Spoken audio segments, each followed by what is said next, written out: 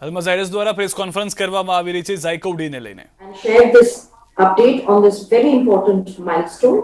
We will start with a brief presentation on Zycov-D and the latest developments regarding this. And Dr. Sharvil Patel will be taking you through this.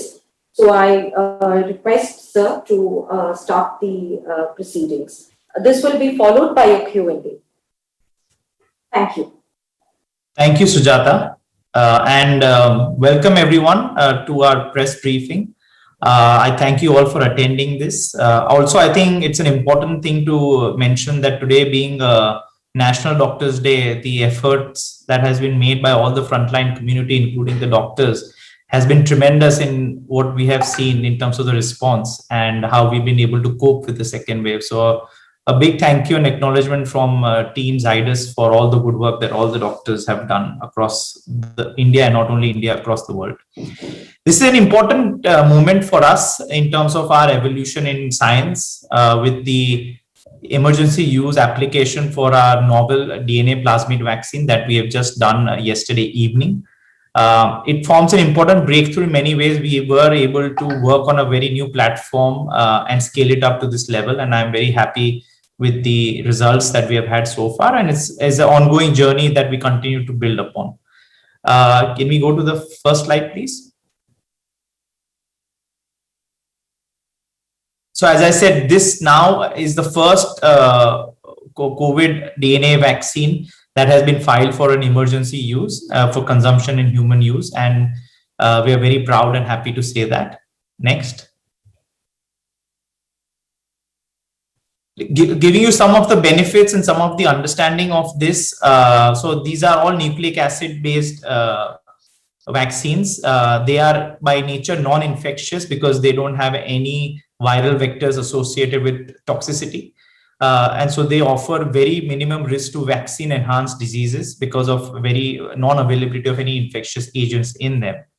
Also, what we've been able to show, and it's been shown earlier by multiple companies in other when other viruses had outbroke, that it stimulates both the humoral and cellular arm of the adaptive immune system. So that's very good for this technology, for any nucleic acid based technology, and also minimum risk of any anti-vector based immunity or efficacy. As I said, it is devoid of any of these. And I think what has been more important is that now we are in the cusp of scaling up this platform to large scale manufacturing, which again is a very big task that we have at our hand to make sure that we can effectively produce these doses in crores of doses. And the required expertise and new facilities are being built for that. Can you go to the next slide, please? One important aspect of this technology being an intradermal application is we all know about the vaccine hesitancy. Not only comes out of vaccines, but also because of aversion to blood and needles. And this is definitely very prevalent in adults and so in children. And I think this technology will definitely offer and benefit to people who have this extreme fear of needles and blood. Next, please. And how will we do this? We have licensed in a proprietary technology known as PharmaJet, which is a needle-free applicator, which ensures painless intradermal delivery of the vaccine. And this will be, again, first of its kind to be, again, scaled up at large manufacturing to make sure we can make it available to a larger set of population. So again, the scale is getting significantly scaled up with this applicator as well. Next. Let me talk to you about the interim efficacy results, which we have so far released in the press note. Next, please. So on the efficacy front, we have shown a primary efficacy of 66+% for symptomatic RT-PCR positive cases in the interim analysis. We have in our efficacy no severe cases or deaths due to COVID-19 in the vaccine arm after the second dose of the vaccine. And we have no moderate or severe cases of COVID-19 disease observed in the vaccine arm after the third dose. This also talks to you about the strength of the platform, of how do we say it is much safer and secure when it comes to this. This was a large study that was done in 28,000 patients in India. Next. something to do with the variants and all. So the study was performed at 50 different clinical sites spread across the country during the peak of the second wave of COVID-19, which again reaffirms the vaccine's efficacy against the new mutant strain, which is the Delta strain, because you know that 99% of all strains that have been found in sero tests have been the Delta variant. So obviously our data was in the peak of April, May, and June. And largely the Delta variant is the dominant variant that is present in the country. Also, the plasmid DNA platform is ideally suited for dealing with the COVID-19, as it will and it is being adapted to the new mutants and the new viruses. As we speak, we are making the constructs for all some of the new variants, which are variants of concern and interest. And depending on the neutralizing antibodies of these, we would see which would be the future upgrade to the vaccine if needed, if the strains become more infectious or more virulent. Next.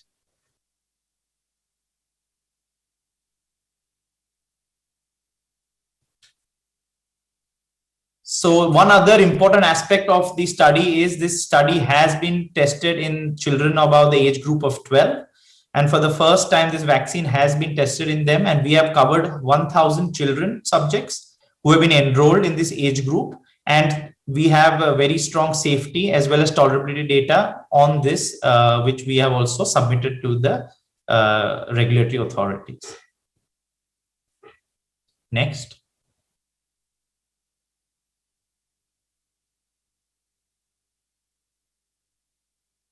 So on the dosage regimen, currently we have had 2 clinical trials that have been performed. One is the last study, which was evaluating the 3-dose, and also we have evaluated a 2-dose regimen for the vaccine arm using the 3 milligram dose per visit.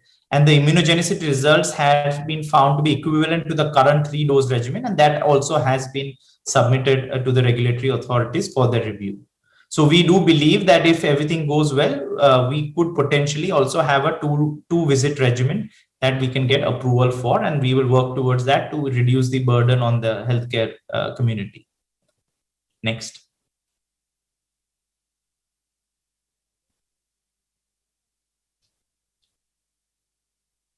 On the manufacturing side, we have taken an important step in the last year by building a large manufacturing footprint to produce these vaccines. These are the first nucleic acid vaccine on the DNA platform being produced at this scale of 10 to 12 crore doses annually is what we've committed to. And our new facility will be coming up by end of July, which will start producing this at scale.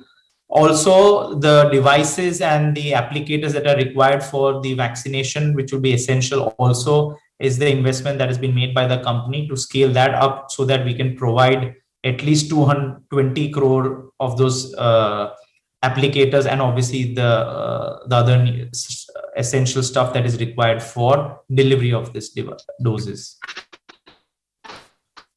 Next, please.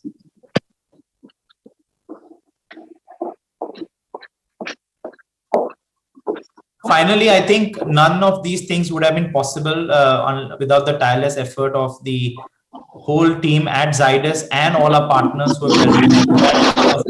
Thank you to the support staff of the National Biopharma Mission, Department of Biotechnology of Government of India, the National Institute of Virology, the Indian Council of Medical Research, and our partner for the devices, which is PharmaJet, who has helped us develop this with the vaccine. So I thank all of them for helping us in the last 12 to 15 month journey that we have had in terms of bringing this data so far. We can move over to the Q&A now. Sure. Thank you, Dr. Patel. We have some questions coming up. The first question is from Sohini Das, Business Standard.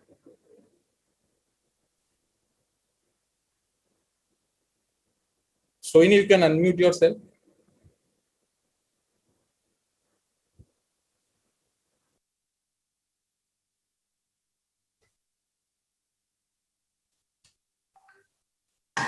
Yeah, sorry, it was not happening.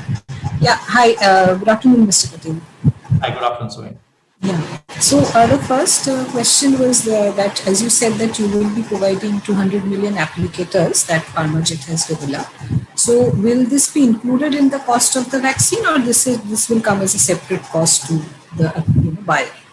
So today also vaccine pricing and the application pricing are different, and I believe it will remain similar mostly, but it's very early on. There are no discussions that have reached to that conclusion to decide whether it will be inclusive or separately priced. Okay. And you said that you have submitted safety and tolerability data of 1,000 children, adolescents 12 to 18. Now, does this also include efficacy data, or do you intend to submit that soon? So there are two things. In the phase 2, we did cover a very small number of children where we have submitted immunogenicity, which is equivalent to adults. The 1,000 patient children immunogenicity data is still underway, and we will be submitting it in the next 4 weeks, if so, 4 to 6 weeks. But already the safety and the tolerability has been demonstrated. But to finish recruitment and getting the blood works from children and all of that obviously is a challenge. And we are working to make sure that we can get some meaningful data there out of it. So phase 2, where immunogenicity is similar, how many children was that? It's a very small number. It was in, I think, less than 10. Okay. So have you requested for approval for adolescents to the DCGI in your application? So I think it's a little too premature to talk. We will discuss the data, and depending on what they see is we can then finally give some guidance. But definitely the safety part of it has been submitted, and also the tolerability. Okay. The next question. One last question, sir. Yeah, go ahead, Sohini. Yeah, just one last question is that by end of July, you're saying your plant is coming on stream. So, and we've also heard of you looking at partnering with others. So, could you elaborate on the scale up plan for production? And so currently we are in the scale up phase. We are now trying to scale it up to be able to effectively produce those number of doses. We have repurposed one of our current facilities to produce at certain scale. As soon as the new plant is ready and our scale-up process is ready by end of this month, we will be starting to initiate batches at the large scale in the new plant. So I think we're in the current stage of scale-up is how I would put it. Sure. Thank you, Sohini. Next we have is Vishwanath Pilla from Money Control. Go ahead, Vishwanath. You can unmute yourself. Hello.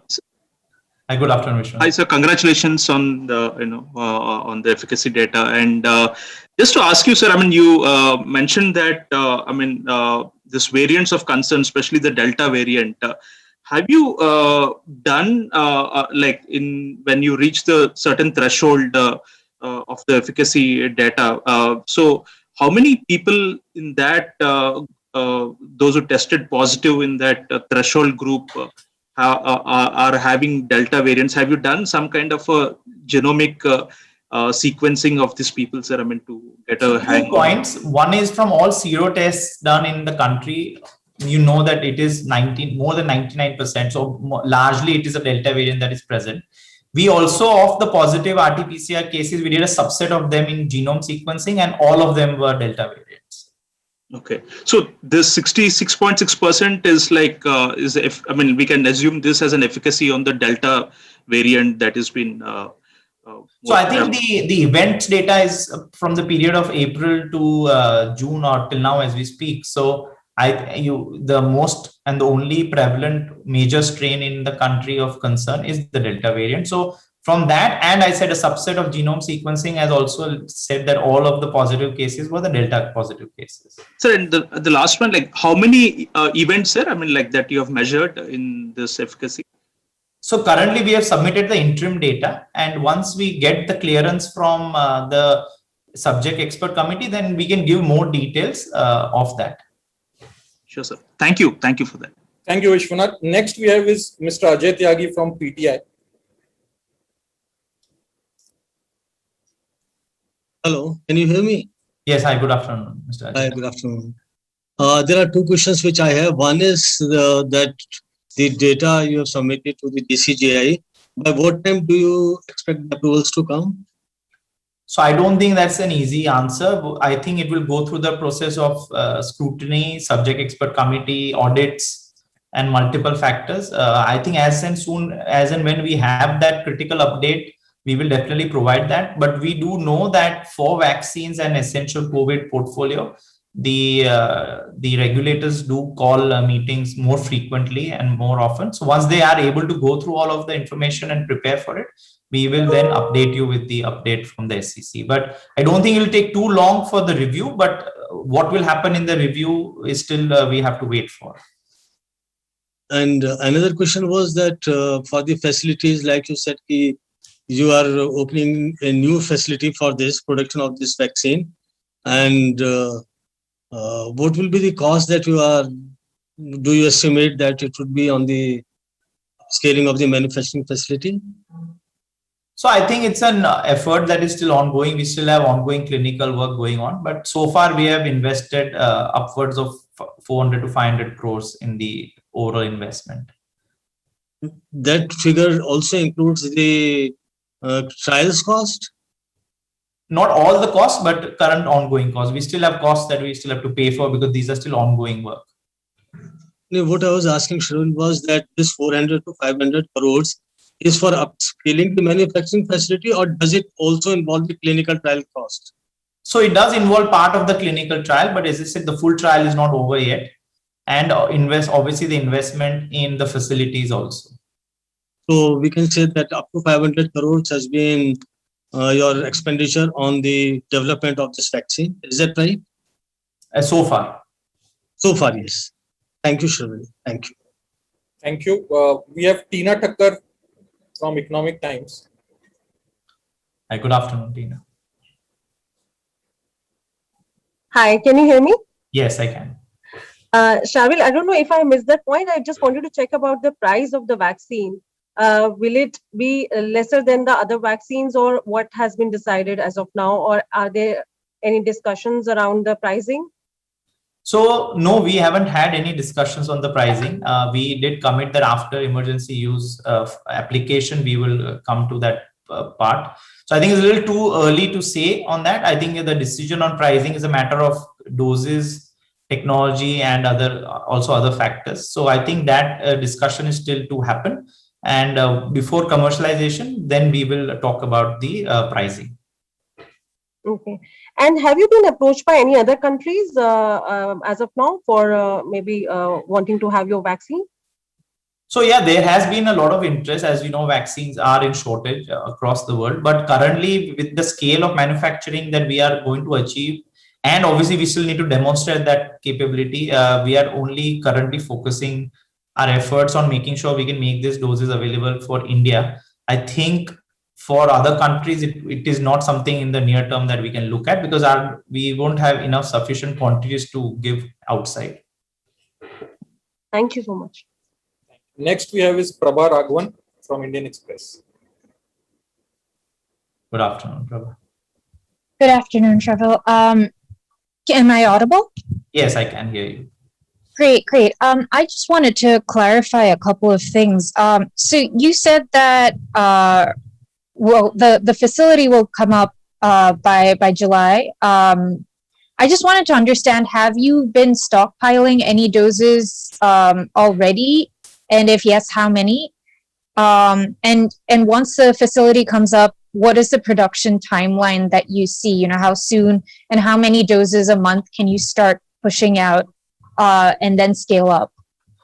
So I said, yes, we are in the scale up phase. We have not stockpiled because our new plant in large scale is just coming up now. On the smaller plant, on the smaller scale, we are going to try and produce about 4 to 5 lakh doses. But as soon as we come, our facility starts running, we believe we can produce monthly 1 crore doses. And that we believe we can start from mid-August to have a run rate of around 1 crore doses per month. We believe that if everything goes right, we can produce by December 5 crore doses.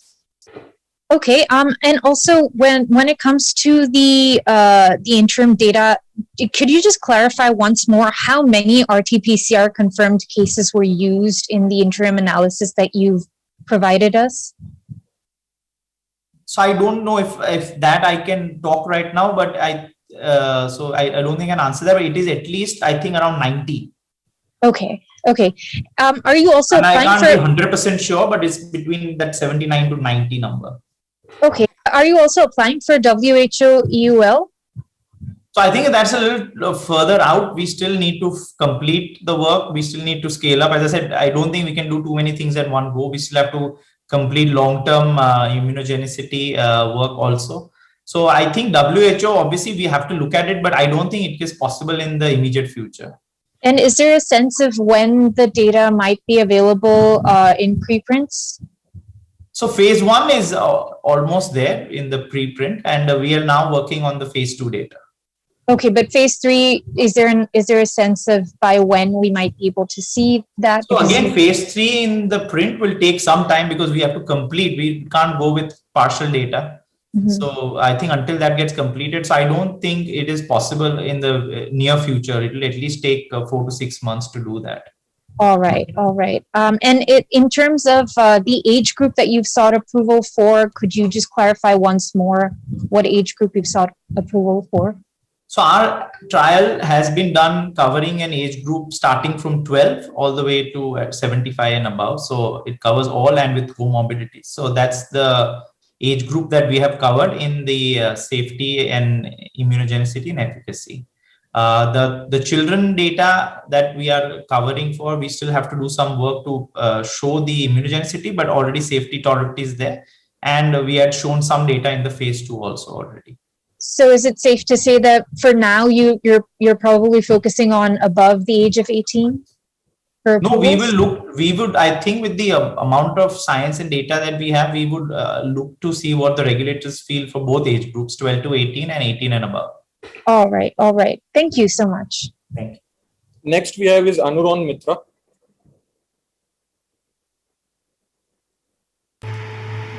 Hello, am I audible?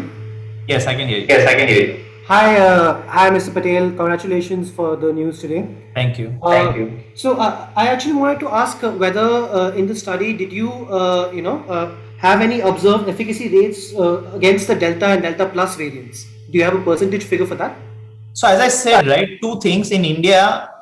Our event data is an April, May, June data, and all indications are that is the only prevalent strain in the country in this period. And also all of the seropositive RT-PCR cases, the RT-PCR cases that we have done, we did a subset analysis of randomly selecting about 1/3 of them, and all of them have been Delta positive cases.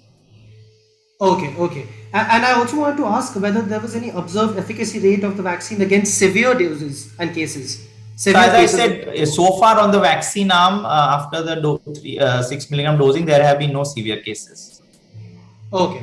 But it is still a little early. As we create more data, we will talk about it. But so far, the data is very positive on severe and moderate. We don't have any of those reported.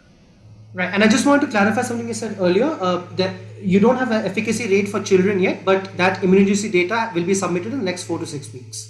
Right? Yeah, that's what we're working hard towards. It's challenging when we have to do that with children. But as I said, we have submitted a large amount of data, and we'll seek the regulators' intervention to see how do we move forward. Right. And one more question, any expectations on when this data can be peer reviewed? When will you be submitting it to other publications? So I think phase 1, we have already done the submission. Phase 2 and 3, the second aspect now will be the phase 2 data that we will work on. Phase 3 is still a little far out because we need to complete the full trial. Okay. All right. Thank you so much. Next we have is Tamanna Inamdar. Yeah, hi, can you hear me? Yeah, hi, good afternoon. Good afternoon, Dr. Patel. So I have a couple of questions. One is that is the application for the 3-dose regimen, because you also mentioned that the 2-dose regimen shows a similar efficacy. And in that case, do you think a 3-dose regimen would be as, I would say, convenient and practical, considering that the regimens so far are 2-dose regimens? So from the convenience point of view, yes, a 2-visit versus 3-visit has its own challenges. Obviously, the whole experience of the vaccine has been very good because, as I said, we have not reported any major side effects at all, and all the side effects are as equal as to the placebo. So we have actually no major side effects reported for the vaccine. So I think that will be the positive side. As I said, we have submitted immunogenicity for the 2-visit regimen also. And we will, I believe with the data that we have submitted, we feel that we have a good, good discussion point with the regulators to approve it as a 2-visit regimen. May I also ask you about a broad price range? If you could just give us an idea of where this vaccine will sit in what is available right now. And if I just may add to it, in terms of number of doses that you can produce. You've mentioned 100 to 120 million. Are there any plans to scale that up?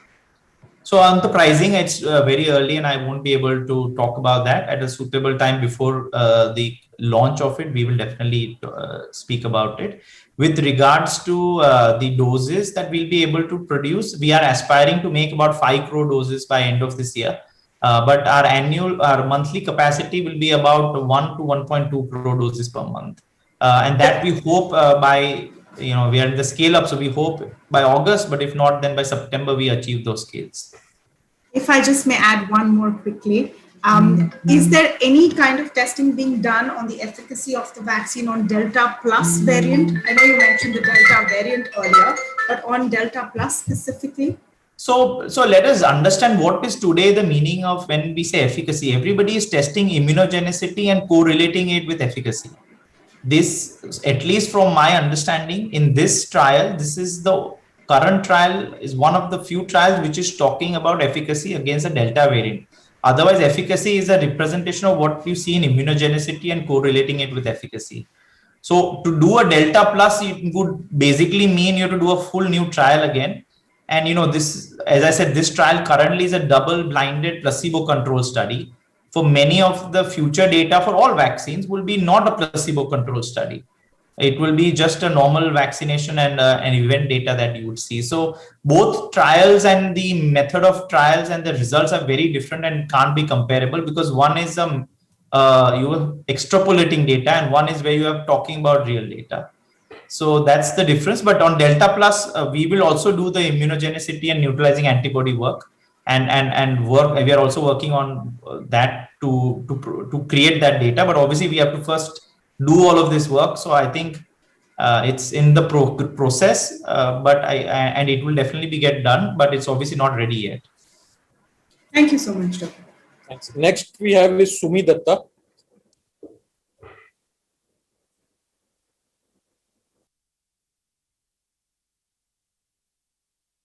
Sumi, you can unmute yourself. Can you hear me? Yeah, hi, Mr. Yeah. So I just needed to understand. So what exactly is the timeline that you're looking at once provided that the approval comes through from the regulator to launch the vaccine? And also what's the amount of doses that you have stockpiled that you'll be ready with to immediately launch? So as I said, we are currently in a scale up phase. So we have obviously not meaningfully stockpiled. Again, this is a brand new technology, so existing facilities could not be used for it. So we have a new facility that is coming up. Once the facility is commissioned by end of this month, we hope that we can scale up and produce up to 1 crore doses per month. And what's the how soon can you launch the vaccine once the approval comes through? What's the timeline that you're looking at to launch the vaccine in the market? So again, there are multiple steps before launch. So I don't think it's too difficult to predict that because we still have to go through the SEC, the audits, the scale up, and then launch. So we believe it can happen in aggressively 45 to 60 days, but that's what we're looking at.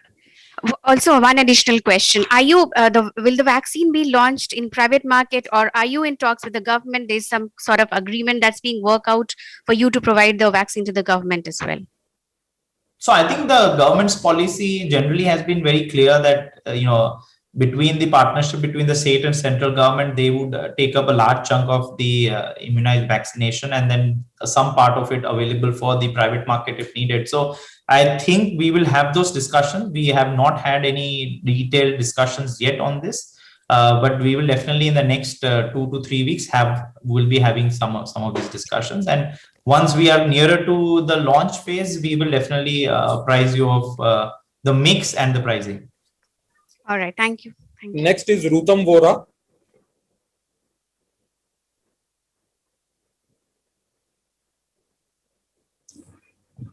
Hello. Good afternoon, Ms. Vora. Yeah. Sorry, this is Jyoti. I'm standing in for Rutam. Hi, Jyoti. Yeah. So just needed a clarification on a couple of things. One is you've said both the 2-dose and the 3-dose vaccines are being looked at. So what will be the deciding factor on, which one you would go ahead with? And the second is on your manufacturing. Would you be looking at partnerships as well? Any of those also on the agenda? Sorry, can you ask the second question again? On partnerships, would you be looking at partnerships for manufacturing, for an expanded manufacturing?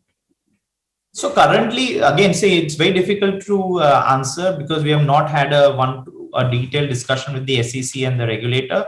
We do believe that with the data that we show, we have a good possibility that it would become a 2-dose regimen. And that is what we are hoping for. We are also happy if it's not, and if the SEC believes we need to work towards more data for that. But we believe that we have good data to show that. With respect to other partners, as I said, we are in currently a phase of scaling up and making sure we can produce this. This is a new technology. We have also in discussions with suitable partners to look at the quantities that they can produce for us. But again, it's a question of also what is going to be the requirement and what we need to make available. So I think a lot of moving parts, and when we have some detailed answers to this, we will make you aware of the partnerships. But definitely we have engaged with some partners for manufacturing. But again, you have to, there are so many things one can do, and we need to decide on what will be the requirement, and accordingly we will look at the capacities. Right. Just one other question. We've seen with other vaccine manufacturers, their concerns on indemnity. So we'd just like to have your thoughts on the same. So currently, I don't have any thoughts on that. I have no comments. Sure. Yeah. Thank you. Next we have is Laltendu Mishra, and then we take one last question after that.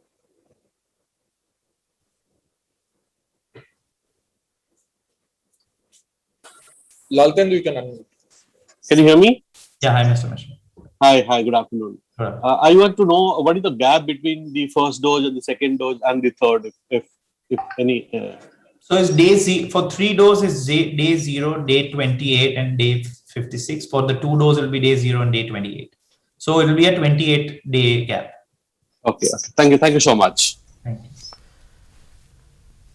તો ઝાયકોડી વેક્સિનને લઈને doctor શૈવિલ Patel જે માહિતી આપી રહ્યા હતા કે તેઓ ક્યારે ઝાયકોડી વેક્સિનને બજારમાં મૂકશે. લગભગ તેઓ મહિનામાં 1 કરોડ જેટલા ડોઝ બનાવવાની તેમની જે ગણતરી છે, અને તે માટે જે રસીનું જે ઉત્પાદન શરૂ કર્યું તે પહેલાં તેમણે અનેક લોકો પર જે ટ્રાયલ કર્યા છે, અને તેમાં નાના બાળકોને પણ આ રસી આપી શકાય. વર્ષે 10 થી 12 કરોડ ડોઝ રસી ઉત્પાદનનો તેમનો પ્લાન છે. અને બીજી લહેર પીક પર હતી ત્યારે તેમણે આ ટ્રાયલ કર્યું હતું, ઝાયડસે ટ્રાયલ કર્યું હતું. 12 કે તેથી વધુ વયના લોકો માટે ઝાયકોડી છે. 75 વર્ષથી મોટી વયના લોકો પર પણ તેમણે ટ્રાયલ કર્યું હતું. રસી માટે 400 થી 500 કરોડ રૂપિયાનો ખર્ચ કરવામાં આવ્યો છે. જોકે કિંમત અંગે હજુ પણ કોઈ નિર્ણય નથી કરવામાં આવ્યો. દેશના લોકોને પહેલાં વેક્સિન મળે પછી વિદેશ વિશે તેઓ વિચારશે વિદેશના લોકો માટે, અને નવા પ્લાન્ટમાં તેઓ રસીનું ઉત્પાદન કરવાના છે. અને ઓગસ્ટથી દર મહિને 1 કરોડ ડોઝ બનાવવાનું ઝાયડસનું લક્ષ્ય છે, અને ડિસેમ્બર સુધીમાં 5 કરોડ ડોઝનું ઉત્પાદન થવાની આશા છે.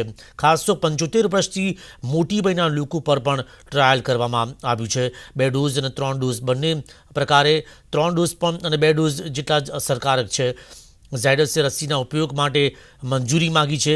મોટા વર્ગ સુધી રસી પહોંચે એટલું ઉત્પાદન કરવા તેમણે પ્રયાસ હાથ ધર્યો છે અને કોરોના પોઝિટિવ દર્દીમાં પણ 66.6% અસરકારકતા જોવા મળતી હોય છે. 28,000 લોકો પર ઝાયકોડીનું ટ્રાયલ કરવામાં આવ્યું છે અને 12 કે તેથી વધુ વયના લોકો માટે ઝાયકોડી બનાવવામાં આવી છે અને આ માટે તેમણે કરોડો રૂપિયાનો ખર્ચ કર્યો છે. ખાસ તો 400 થી 500 કરોડ રૂપિયાનો ખર્ચ કરવામાં આવ્યો છે. 66.6% અસરકારકતા જોવા મળી છે અને 28,000 લોકો પર ટ્રાયલ કરવામાં આવ્યું છે.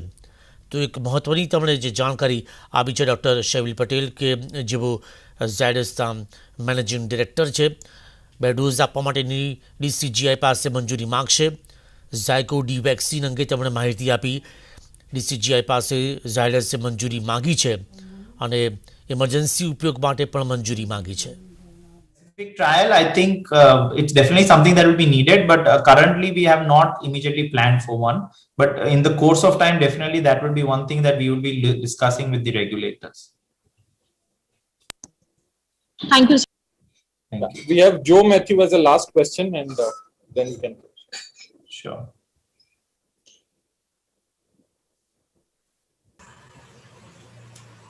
Dr. Patel, good evening. Hi, good evening. See, the government has actually estimated 5 crore vaccines to come from Zydus. It's the end of December for its immunization plans.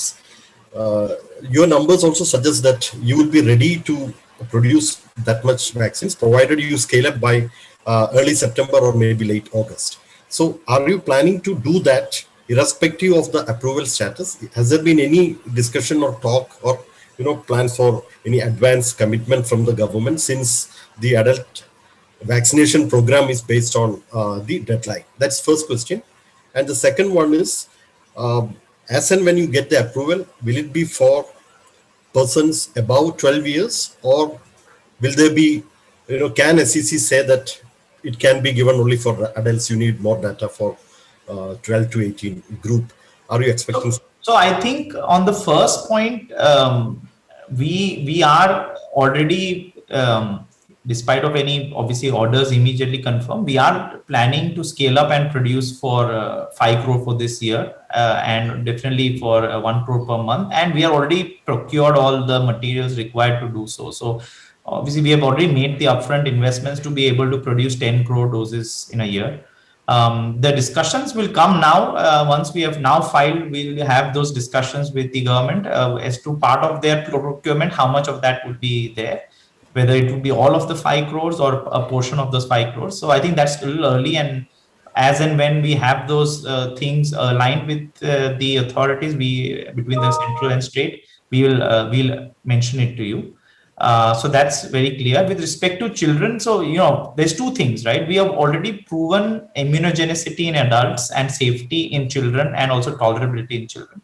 So we do believe that children, the first thing that you look for vaccines is obviously safety, and then you look at immunogenicity, and obviously we've proven it in a very large subset of people in phase 2 and phase 3. So we still believe that with the body of evidence that we go, it's end of the day, this SEC and regulators call, but definitely we will be able to prove the safety and tolerability of the vaccine and show some data on immunogenicity. And then we wait for what the regulators ask us to do.